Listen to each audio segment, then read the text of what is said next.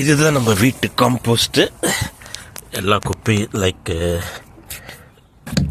காய்கறி குப்பைகள் கழிவுகள் எல்லாத்தையும் இதில் போட்டுருவோம். அதை பாருங்க, இப்படி நோண்டி எடுத்துக்க வேண்டியது தான்.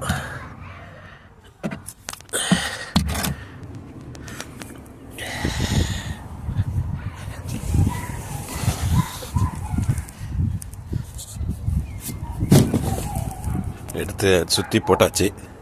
குழி நோண்டினதில் கீழே வச்சாச்சு, சுற்றி போட்டாச்சு. இப்போ இந்த காம்போஸ்டிங் கொஞ்சம் போடுவோம். இது வந்து மார்க்கெட்டில் கிடைக்கிற காம்போஸ்ட்டு.